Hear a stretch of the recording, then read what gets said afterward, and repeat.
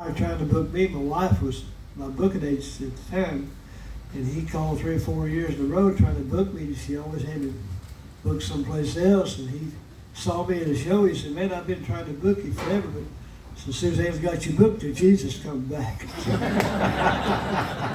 But you had to stay busy. Yeah. Well, I know that Paul wrote a lot of songs, a lot of classic songs. Him and he did as well, like "Hold What You Got." And there was quite a few others, gospel tunes as well. And then he went on to create Paul Williams and the Victory Trio, and has put out an awful lot of music with that. So we appreciate everything that you've done, Paul. And thank you. And your lasting legacy, bluegrass music. Thank you. Jimmy always said I was.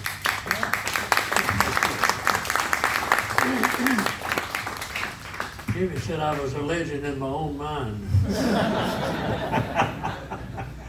He introduced me on the stage as his half brother. He said the other half was living. He had a great opinion of me. Well, Doyle at 18 started playing banjo with Jimmy Martin, and you also played with the Country Gentlemen for many years. That was later, yeah.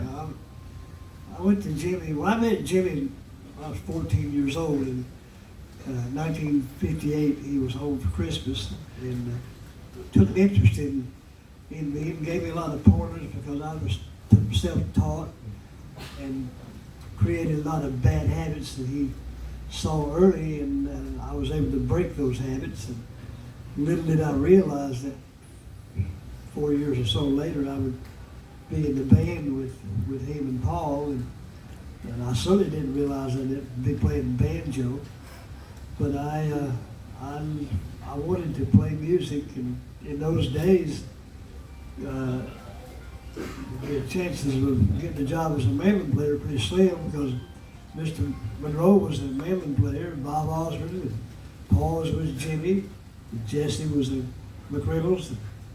So Flat Scruggs didn't carry one at the time, neither did Ralph or Carter. So I said, well, I just learned to play banjo. And so I made a feeble attempt at imitating J.D. Crowe, and some way or other I convinced him I could do it. But I worked hard, but I had a lot to learn. I didn't know a thing about a banjo, other than it was loud. But during the rehearsal early on, I learned to play for what I was hearing. I didn't know truly didn't know any of the fundamentals of playing. And Jimmy stopped in the middle of one song. He said, "Let me see your forward roll." I said, well, "What's the forward roll?" And Paul, you remember Billy Edwards was going back to high point. That's who I was taking his position. And he said, "Well, Billy, show him that forward roll." And Billy said, "Well, there's nothing to it." And he showed me the forward roll. And then the banjo playing, it began to make sense. After that, I could figure out that you could reverse the roll, and there's all kinds of things you could do. But if you don't have the forward roll to start with, you're probably going to struggle for a while. But anyway. Yeah, Jimmy Martin knew his music. There is no doubt in the playing, and he knew what he wanted. Yeah, he did. Yeah, and he was very good at it. So you played with the Country Gentlemen, and you all did a lot of very innovative stuff. Yeah, I went to J.D. Crowe first.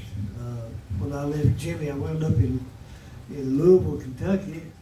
I didn't know a thing about Louisville, Kentucky. Didn't know a soul there, but it was a big city. And I didn't want to be stuck in a furniture factory in East Tennessee, which is about the only thing you could do in those days.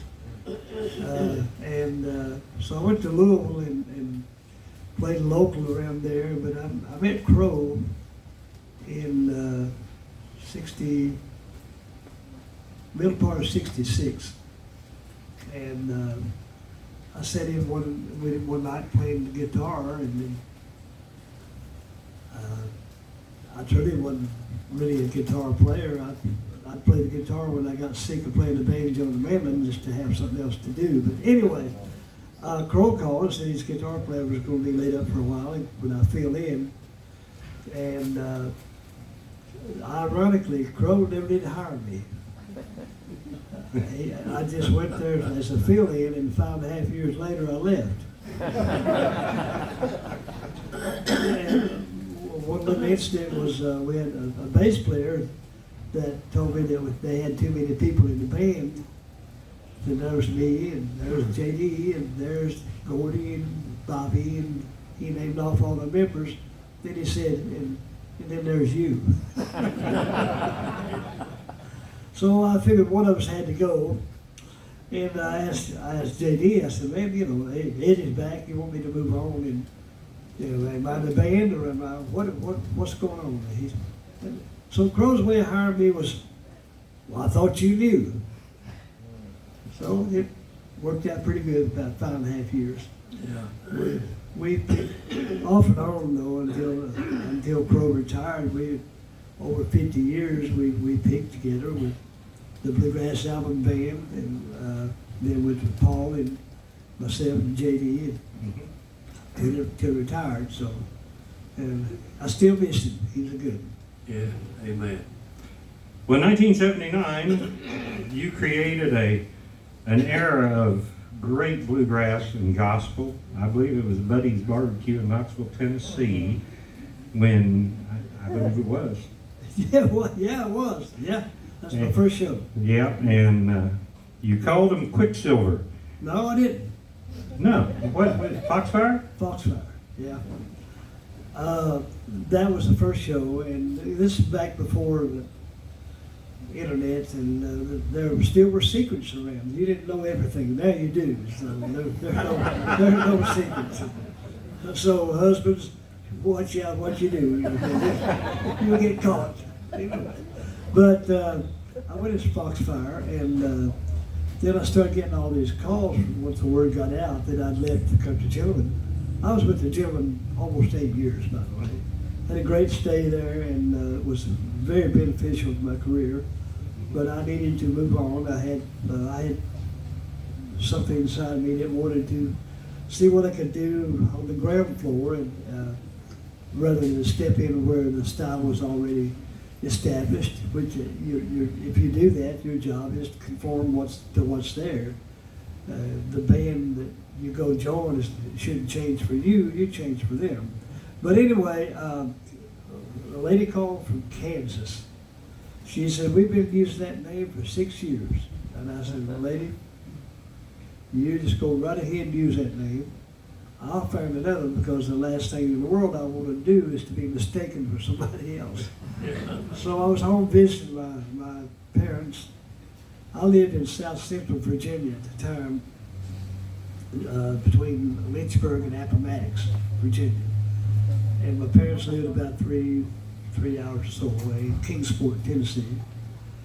And my mother and I were sitting at the table, and I said, I need another name, but I don't want a River Boys or a Mountain Boys or a Playboy or a Review. I want something different. We started tossing names around, and she said, you know, Quicksilver is a good name. A common definition is it's a force to be reckoned with, and it's unstoppable. Wow. I said, you know, I really hope that I can do that. Have a place for me in the music I want to play. So I rolled it around all the way back to Lynchburg, the home Concord. And when I got back, Doyle Lawson and Quicksilver sounded right. And it still does, as a matter of fact. I believe it does. Stronger than ever, isn't it? Yeah, I mean, I 4.5 years ago, I came off the road and with the intentions of stepping away, but it didn't quite work out that way. I'm doing a few shows of select dates. I'm not going to go back on the road, but my wife and I had planned to do more traveling than we did before, but that didn't change. It didn't happen. So I'm adjusting and trying to stay busy. She was diagnosed with vascular dementia, and it advanced really quickly, and she's been in assisted living for a little over a year now. And my daughter's encouraged me to find something to do rather than to go see her once a day and then go home to sit. So I think it's better to wear out than rust out, so I'm trying to stay busy. Has anybody got any questions? You're setting now pretty much for the old Newborn used to set. Yep. That was at 65, 64, where Bill Monroe and Birch played banjo. And Yeah, I remember this stage is pretty much exactly where the old Newborn stage used to be. I remember I played the barn one time with JD on Sunday when they do their Sunday shows. And I'll never forget it because Birch, he had no clue who we were. But this was Birch, and I remember it vividly. Birch's introduction was he goes out. These next fellas come out here, they tell me they're pretty good. I don't know, I ain't never heard them. Here's JD and the boys. That was our introduction. But the old barn, all the the initials carved in the wood backstage and all that, there was a lot of history. I kind of hate to see it go, but anyway. There were only about this much seating also. Yeah. There wasn't much. No. You had to double up your applause to make it sound like there was more people. Do you have any more questions? Yeah. You both have wrote some very fantastic gospel songs. At what point in time did y'all accept the Lord? I was 8 years old. Now let me clarify something. I was 8 years old. I was raised in a missionary Baptist church. I never knew my grandfather Lawson, but he was a missionary Baptist preacher. My father's oldest brother was as well. People thought my dad was, but he was not. He sang in an a cappella quartet. But 8 years old in a revival, we still lived in Kingsport, Tennessee, before we moved to Hancock County. So anyway, but having said that, there were a number of years that I got away from God, but he never let me go. Amen. How about you, Paul? I was saved the last Sunday in August 1963. My wife and I just got married December the 4th of 57. And we wrote one another and sort of dated for about 5 years. And Doyle mentioned Hancock County, and that area over there, it was kind of frowned on when a girl that was saved would marry a man that didn't know the Lord. They didn't think too highly of that. But anyway, in August of 63, we was living in Nashville, and we drove home, and I didn't know anything about the church. I didn't know that. I found out later it was their meeting time. They had a church meeting once a month, and so she wanted to go to church, so I went with her. And everything that man preached, that I didn't know nobody in the church but her and maybe her dad and her uncle, but everything that man preached that night hit me in the heart. And I got to where I couldn't hold my head up. So we went home that night. We just staying up the road with her mom and dad, and I was awake all night. I could hear them snoring all over the house. But I never slept a bit. And sometime during the night, I eased the door open, slipped out in the yard, and I tried to pray, but I didn't get anywhere. And so the next morning, her dad always went to town, Stevensville, and got a Sunday paper and visited his mom. So I decided I'd ride with him that Sunday morning. I didn't want to go back to church. So we come back, I want to come in the house, my head was sitting on the arm of the chair all prettied up and everything. She said, "Hurry, get ready, we're going to church." I said, this time of morning? I said, she said, yeah, we're going to church. Hurry up, get ready. So I took my good old time shaving. I could have shaved 5 faces. But I didn't want to go back. But reluctantly, I went back with her. And as we pulled up in the parking lot, somebody come out the side door. And I said, well, it must be over. She said, well, let's go in and visit a while because we got to go home after a while. I said, okay. So we went in and they hadn't even started. They hadn't started meeting. And my heart just felt like it went to my stomach. And we went back and sat down and they sung a song or two, and as a gentleman stood up and pointed his finger at me, and he said, young man, don't you feel like you need to pray? And I don't know whether I ran, walked fast or what, but I wound up at the altar. And I begged God to forgive me, and he did. And changed my whole life. When I had my sights set on, I don't care anything about no more. But I asked my wife going across the mountain one day, I said, I want to ask you something.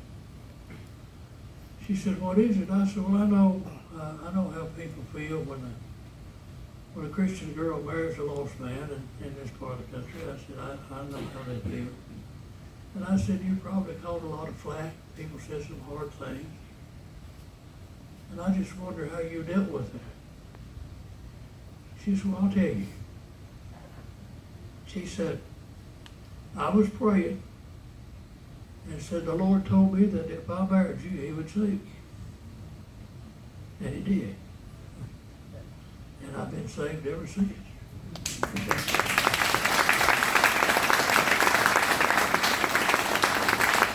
How many albums does Paul Williams and the Victor have?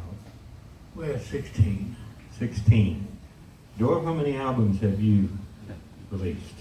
He had a pickup truck loaded. 43 and one on the way. You got one on the way. Question? I was going to ask about gospel music, but we covered that. So. Yes, ma'am. Where do you gentlemen see the future of bluegrass music going? Well, I don't think anybody has a crystal ball.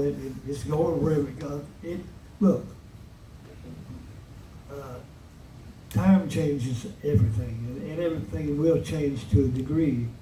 And my only hope is that whatever the changes are, that there will be young people that will see the value and hold on to the values of the tradition that was set forth by my peers. And of course, Paul's a little bit older than me, but I'm sort of like my wife was when she asked me one time how old somebody was. I said, honey, I have no idea. You know, when you get 40, everybody looks the same age anyway. So, but anyway, I only hope that the young people will hold the values, and you know, there are reasons for genres of music. The big reason is it's different than the others, and in my humble opinion, when you mix it to a certain degree, then you're no longer performing what you say you are. You know, there was a reason that bluegrass was unique. That was the sound of it. There's a reason country music, and so when it becomes a melting pot and it becomes all inclusive, then you lose the genres of music. Now that's just my opinion. I'm not being critical. So my hope is that somebody will, the young folks will see the value in holding on to the traditions. And true, we do have some young people that are trying to hold on to that. And you know, when you say preserve it, it doesn't mean that you do the songs that Lester and Earl and Bill made popular in 1947. It's not that. It's the sound of the music. Do it with, write your own songs or whatever, but it's the values and the traditions is what I hope they hold on to. Doyle used to have a festival over in Denton, North Carolina for years. And when I had my group, he had us over there, and I had this man from the Richmond Times, a newspaper. I just come off the stage, and he said, I wonder if I could talk to you a little bit. I said, sure. So we talked about generalities, asked me where I'm from, and when I started in music, and if I was married, and had any children, you know, the whole thing. And finally, he said, I want to ask you a question. He said, what do you think about contemporary bluegrass? I said, well, they've got it named right. It is in contempt of real bluegrass.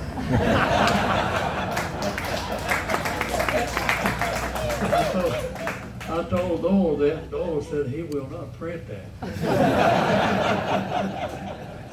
He was from the Richmond Times. He was from the Richmond Times.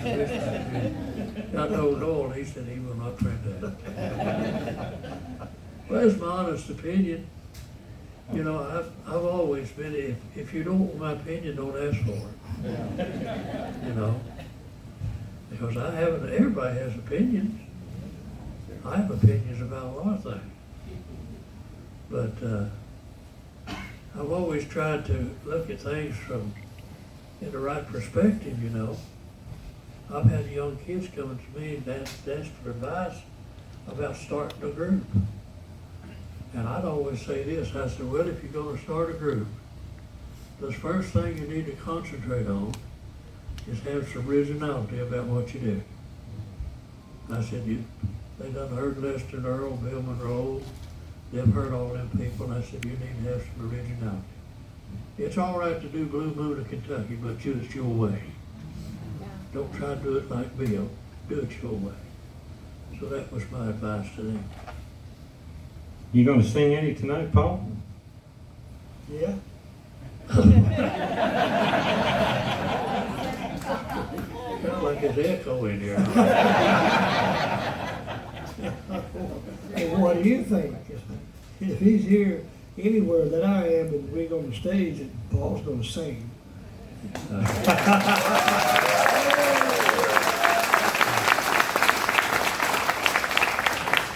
Do we have any more questions? I want to say this before we have another question. All right. It's not because I'm here beside of you. We've known one another since 1963. Yeah. That's when I first met him. And this man has been a real friend to me and a brother in Christ. And I have the most respect for him. And I appreciate him so much, love his music. And I've had people ask me along the journey, said, is Doyle Lawson hard to work for? I said, I wouldn't think so. But when I heard that he was, I said, no. I said, Doyle is like any other band member ought to be. He wants his music right. And anything you do halfway, ain't no use fooling with it. He wanted it done right. And I've always admired him for that. He changed groups over the years, but he always kept the Doyle Lawson Quicksilver sound. Yes.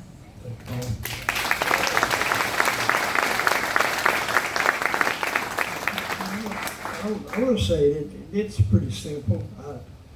I do have a reputation. Matter of fact, my reputation was so bad that my mother told one of the guys in my band that she wouldn't work for me.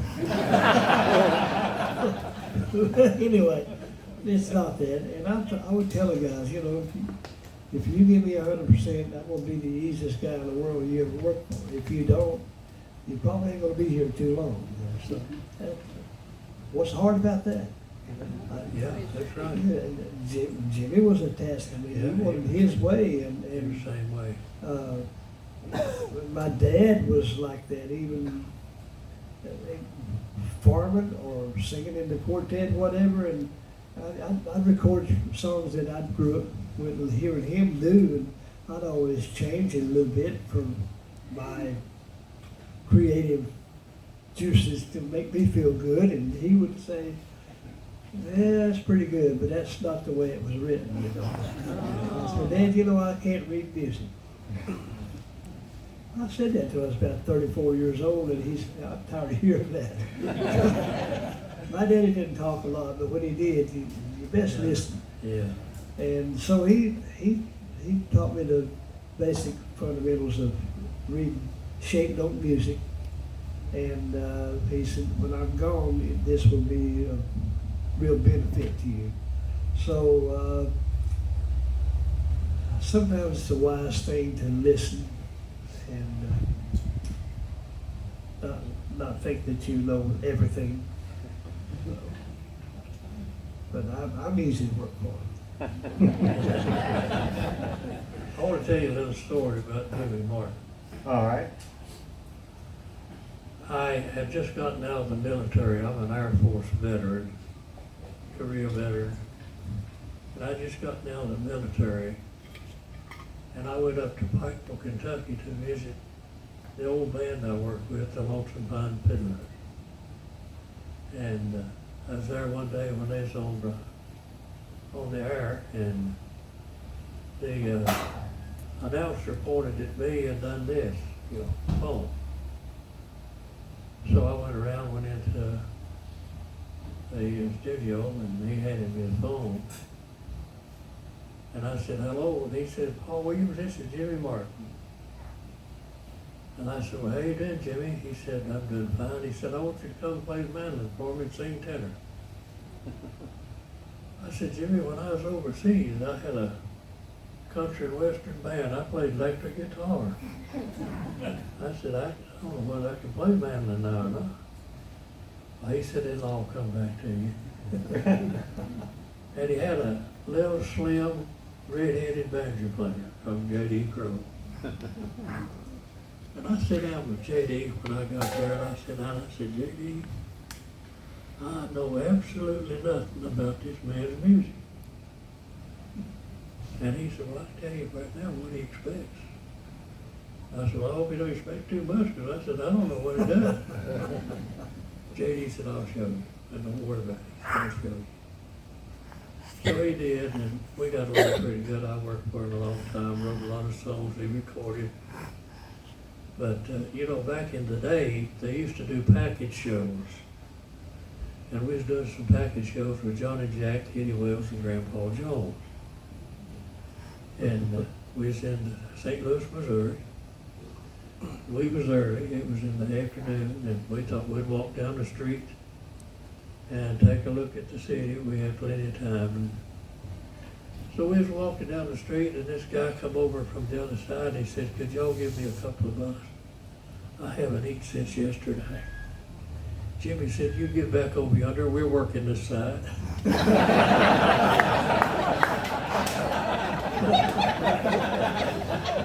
That guy said, I'm sorry. He took off back across the street.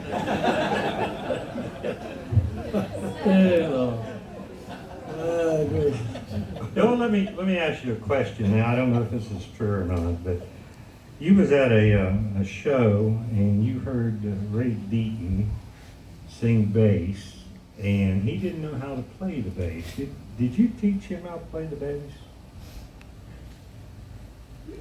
Well, I played in a place in Swanee, Georgia, where he picked with his two uncles in a little group, and he's playing mandolin, and I thought he was singing tenor. And so I had a bass player, Curtis Vestal, who was the younger brother of Scott. Curtis was going back to Texas after that week, and I didn't have anybody. Anyway, I was talking with Ray. I said, hey, why don't you ride down to Florida with us, and we'll drop you back off on the way home. And so he did, and he played me a tape in this quartet. I said, who's that singing bass? He said, that's me. I said, well, two things. You're not a tenor singer, and you're not a mandolin player. You want a job singing bass? He said, well, I never played bass. I said, don't worry about that. We'll get you on the straight. We'll get that straightened out. He went and bought an electric bass. I had a week to get it ready. They came in for the rehearsal. He stayed at home and rehearsed. His wife said he liked to drove her crazy day and night with that bass. Yeah. Okay, so we come in for rehearsal on a Thursday. We were playing Friday and in a little gospel concert. Got it on the Ford dealership, had a big covered area where you sell cars. He'd book music in, and then the salesman worked the crowd and tried to sell my car while they were listening to music. Anyway, we started rehearsing. I said, well, let's start with lay your burdens at the feet of Jesus. So I intro it, and we start, and Ray just stands there. I stop, I say, you want to play along with us? He said, man, where's B on this thing?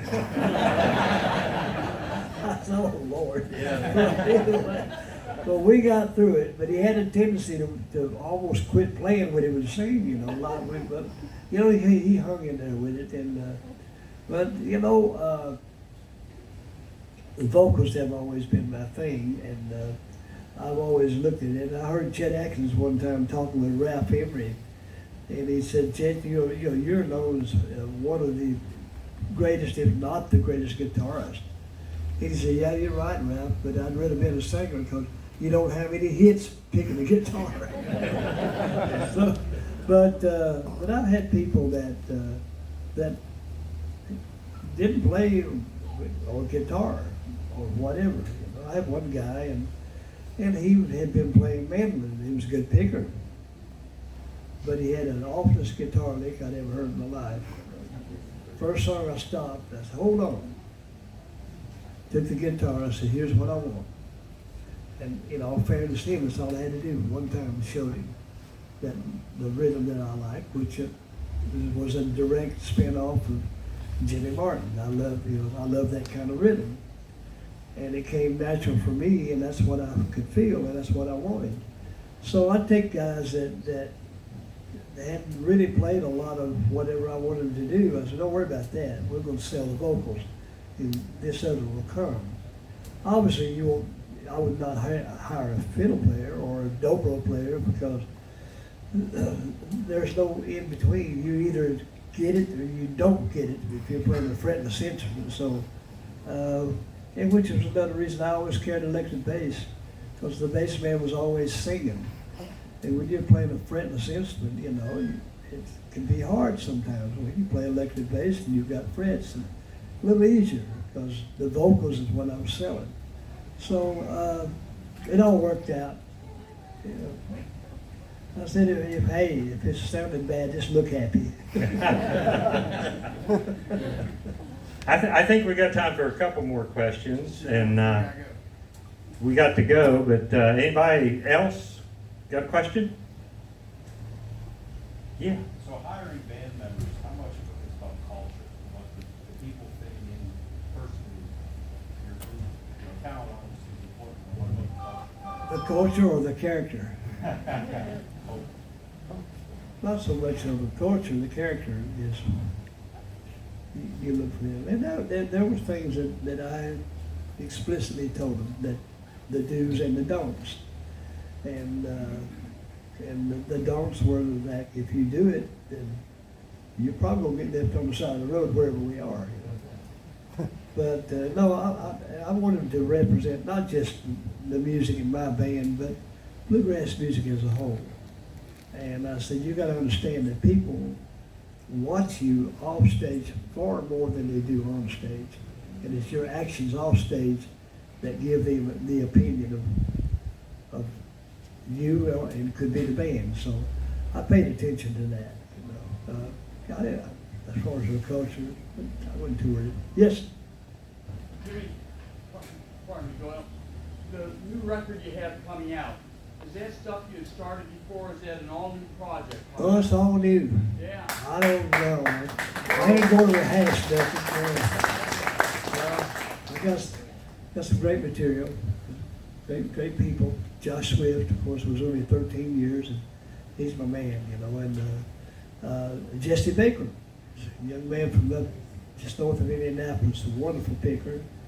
And Ben James, who was my last guitar player, who is now a member of the Oak Ridge Boys. John Metter is with Vince Gill, and he is, and Matt Flake, one of the last two fiddle players I had. And then I'm holding on for dear life. But I know all the shortcuts. Well, I guess that's pretty much a final question, and I just want to say that we respect you both highly, and you have created some of the greatest music that there has ever been in bluegrass music, and gospel too. Doyle Lawson and Paul Williams. I guess we'll see them on the stage tonight at 8 o'clock. Thank you all. Good to see you. Thank you very much.